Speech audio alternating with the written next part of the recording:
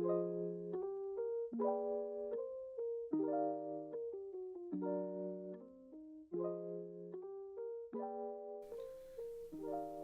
what's going on, guys? It's Barry here with the Scryguystv, and Happy New Year's to everybody. I hope everybody had good holidays and all that stuff, and hopefully you're gonna stick to your resolutions this year. I'm trying to by making this video. So in regards to the upcoming Ravnica Remastered set, I wanted to revisit a commander from that set that I feel like was very underutilized probably during at the time. The support just really wasn't there, and now I think you could possibly make him into a more viable commander, especially a Gruul board control commander. And if you can't tell by the background, we're talking about Borborygmos. Yeah, let's get into it.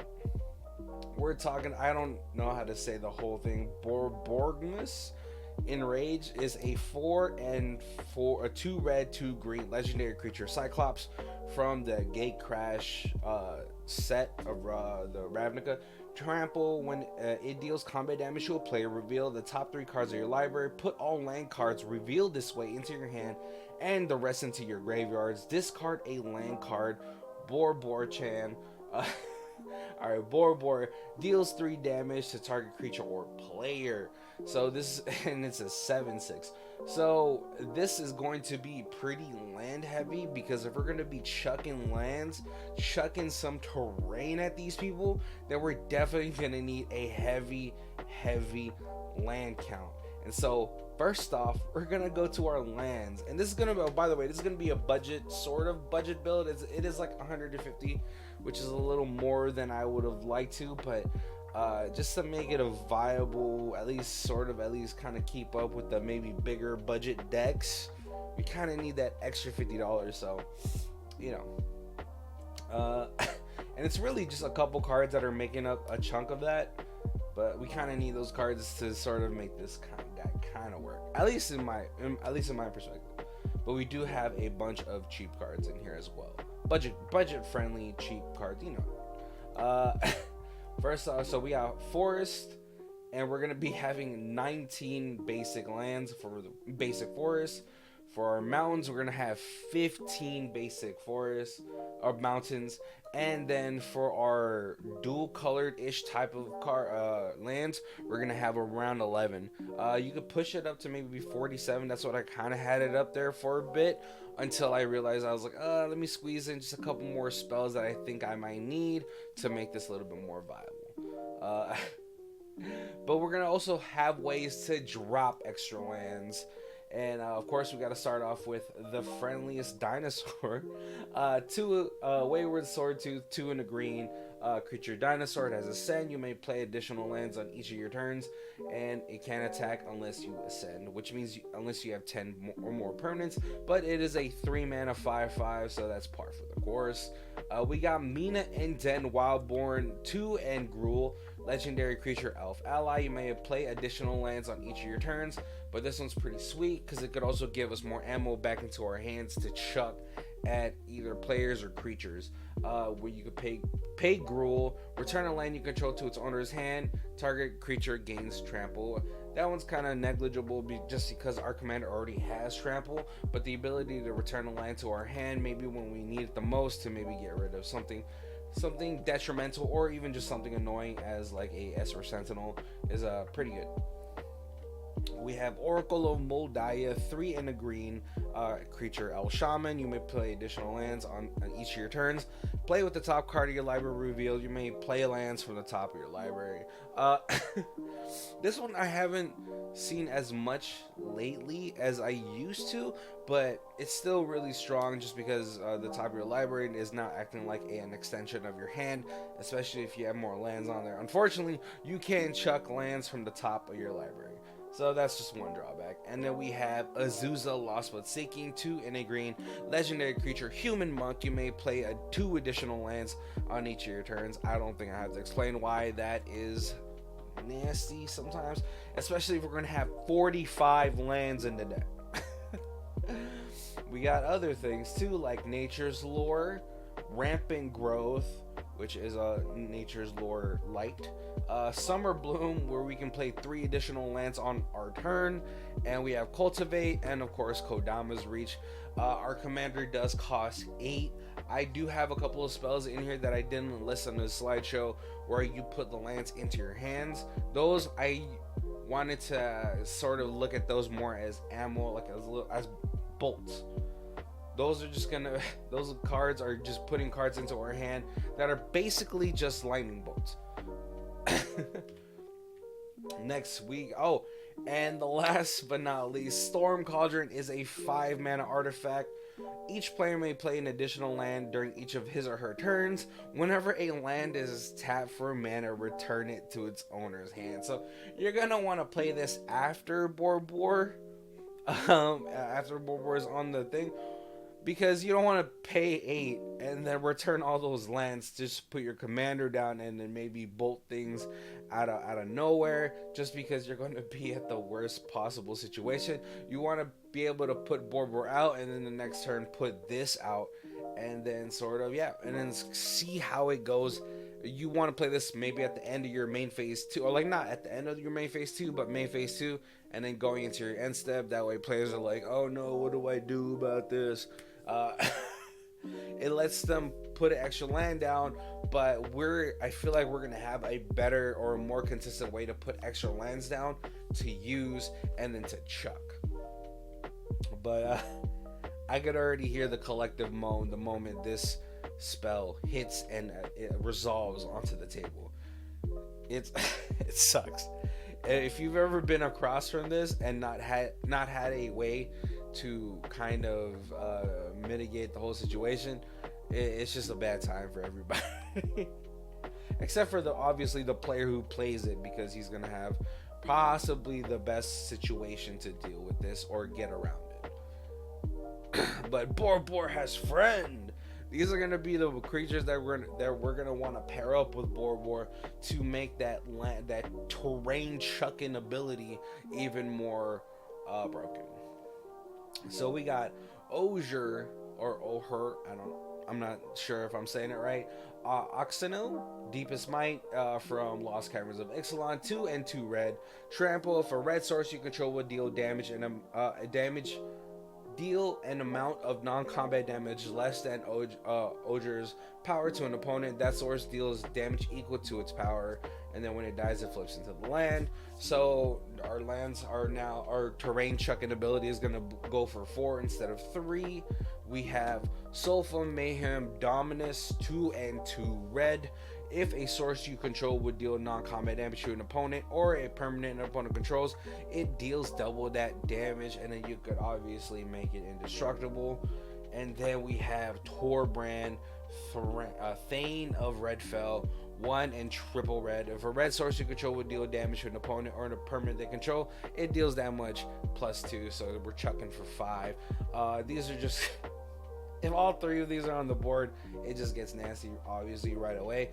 But we really want to take advantage of the terrain chucking ability, and these guys will help us do that, especially with the amount of ways that we can put our lands back into our hand. If we can go ahead and put one of the cards I have in a later slide for this, and then put all those chucked lands back into our hand, we could possibly end the game right there. We also have Groundskeeper. I was gonna say Groundsweeper, a sweeper. 1 green creature, human druid. 1 in a green. Return target basic land from your graveyard to your hand. It is a 1/1. It's gonna be one of our bestest friends in this deck, just because we're gonna go ahead and chuck a land, pay 2, grab it back, bolt, bolt, bolt, bolt, bolt, bolt, bolt, bolt, bolt, bolt, bolt, bolt, bolt. I'm sorry. I don't know. You know what? I'm gonna sing more for the new year. We have Living Twister, which is going to be a mini version of our commander. 2 red and a green, creature elemental. 1 in a red, discarding land card. Living Twister deals 2 damage to any target. And green, return tap land you control to its owner's hand. So it's able to sort of, cycle through its abilities. being able to what's called tap land, return it, and then bolt or not shock something. Just a mini version, but it also is a 2/5, so it has a pretty good stat to stay onto the battlefield and you be a blocker for us. And then we have Surly Badgesaur, which is a 3 and a red, coming from, I believe, the Cycle deck from one of the commander I forgot which commander year it was, but this one, the first and the third ability is kind of negligible. We don't really need that. We're here for the whenever you discard a land card, create a treasure token. So when we have all those lands and we're chucking them, we're making treasures, and so it's not like we really chuck them away. But if you do end up discarding a creature card, you could put a +1/+1 on them. And the third ability is whenever you discard a non-creature, non-land card, it fights up to one target creature you don't control. So, you know, it has those two other abilities, but we're mainly here for the land chucking, treasure making ability. Super good card.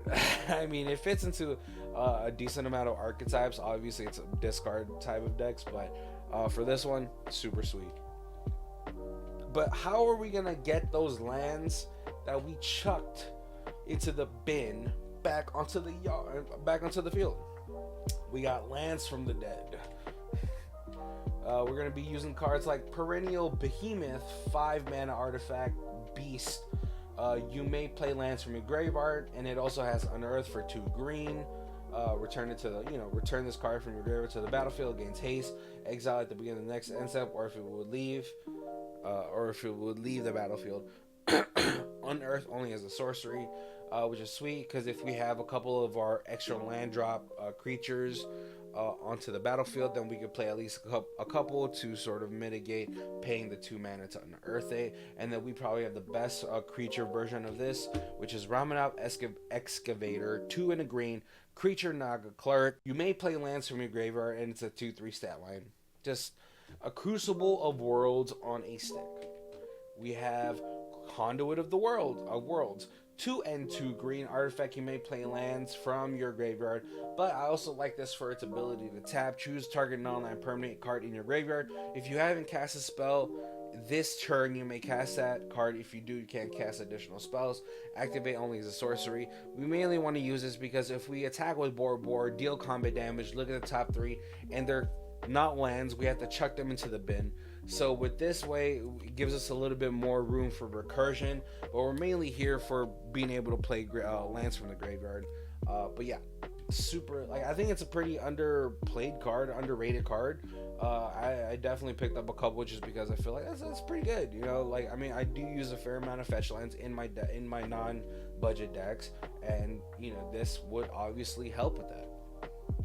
And then we probably have the best version of them all, Crucible Worlds, which is probably, I think, the most expensive card in this deck, going about $16 to $18, but it's a 3 mana artifact. You may play land cards from your graveyard. Simple and sweet. You could still do without this card to make it even more of a budget build. You could replace it with another way to get more lands onto the battlefield, like a Skyshroud Claim, Ranger's Path, Far Wanderings. There's a bunch out there that you could probably replace this with, but I felt like you really kind of need this. This is probably one of the best cards in the deck, because we're gonna just be chucking so much terrain that at some point we're gonna be like, oh well, now I'm out of mana or now I have no lands to play, you know, especially if it's Stormcrawlers or not. Paradise. So this is a 3 and 2 green instant from Unfinity that is legal in Commander. Roll 2 6-sided dice. Return any number of cards with total mana value X or less from your graveyard to your hand, where X is the total of those results. Exile Paradise Lost. Paradise Lost. Right?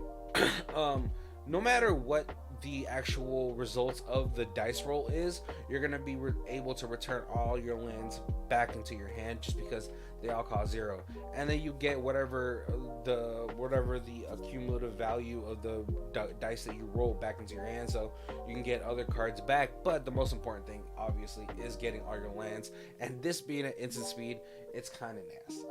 And then we have, obviously, Splendid Reclamation, 3 and a green. Return all land cards from your graveyard to the battlefield. Tap. So we could chuck like 20 lands, deal 60 damage, and then yeah, and then just return them back into our field. Now we're up 20 lands. Come on, guys, come on. And this is probably going to be the creme de la creme of the deck, which I kind of want to coin now, is Scry to the top. This is the section of the deck where I feel like these are the best cards in the deck and what kind of makes the deck work for me. Obviously, you guys can look at the link down below to see the deck list, and maybe I'm wrong. Maybe you think this isn't the creme de la creme, but this is the cards that you're going to Scry to the top. We have Blood Moon. I mean, we're running 34 basic lands, so let's go ahead and punish those with a little bit of more of expensive land bases. Turn off those Nykthoses and Cabal Coffers, Ancient Tombs. We have Fiery Emancipation, 3 and 3 red enchantment. If a source you control would deal damage to a permanent or a player, it deals triple that damage to that permanent or player instead. So now you're chucking lands not for 3 damage, you're chucking them for 9 damage. Brutal. And then we have City on Fire, which is 5 and 3 red enchantment. It has Convoke, so your creatures can help pay the cost for this spell. Possibly could cost only 3 red mana. But if a source you control would deal damage to a permanent or a player, it deals triple that damage instead. I don't know what the math is when you put these two together, but I'm pretty sure everybody's dead. We have Majestic Genesis, 6 and 2 green sorcery. Reveal the top X cards of your library, where X is the greatest mana value of a commander you own on the battlefield or in the command zone. You may put any number of permanent cards from among them into the battlefield, and the rest on the bottom of the library in a random order. The commander costs 8, so basically it's kind of paying for itself. We do have a fair amount of permanents on this list though, so I would say out of 8 hits you're probably gonna miss out on average maybe 2 to 3. I mean, hey, I've been unlucky before. I've seen myself, I think I remember myself whiffing a couple times. So don't take my word on that. I'm no mathematician, but I do like our odds. 45 lands. Come on, give me lands. And these next two are probably going to be the best cards in the deck.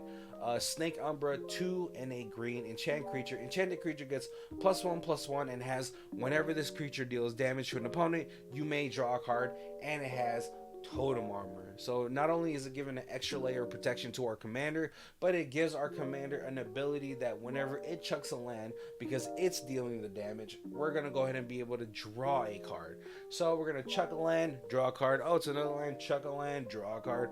Oh, and so on and so forth. And if we're able to pair it up with Keen Sense, which is a 1 green enchantment aura that also gives it that ability, we're going to go ahead and double up on that. I'm pretty sure we're going to be able to double up on that. Now we're having 2 instances of chucking lands. Now we're drawing 2 cards. Chucking lands, and now we're drawing 2 cards. But this is going to be my version of Borborygmos. Definitely, guys, let me know what you guys think. Let me know what you guys would fix in this deck. Honestly, I always remember wanting to build this deck, but I was like, I could never make it work. But now we're 12 years into when Gatecrash first came out, and now I'm like, I think it could work now. Obviously you can go a lot more heavier into building it more non-budget by adding things like Jeweled Lotus and all that stuff in there. A lot of the fast mana to get board out a lot faster, to be able to control the board a lot faster.